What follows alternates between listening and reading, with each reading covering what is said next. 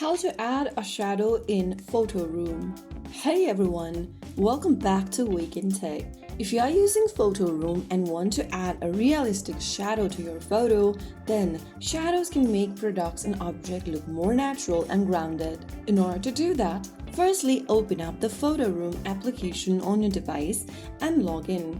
Once you're inside the home page of PhotoRoom, go ahead and tap on Start from a photo at the bottom. It'll now take you to your camera roll where you can select a photo. Go ahead and select a photo from your camera roll by tapping on it, and once selected, the PhotoRoom app will automatically remove the original background.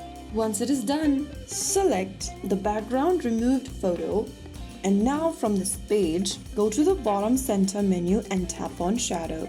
Choose between Soft, Hard, Floating or None. After you do that, you'll be able to see that you've added shadow in your photo. Select Open one of the photo from the options and that's it. Now, once you open up the photo, you'll see several different options at the bottom. Click on the Shadow button, and then if you want to further adjust the shadow, you can do so by selecting from the bottom. If you want to customize your shadow effect more, click on Custom at the top right corner, and in order to apply custom AI shadows, you'll need to upgrade to the Max plan.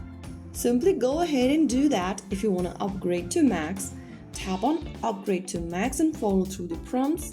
Make your payment and then you'll be able to further customize your shadow effect. Once you're happy with the result, you can go ahead and export your photo with the shadow. Tap on Export from the bottom center and tap on Save to Gallery in order to save the photo to your device's camera roll. So that is how you can add a shadow in PhotoRoom. If you found the video helpful, don't forget to like, share and subscribe to our channel. I will see you again with more easy tutorials like this. Thanks for watching.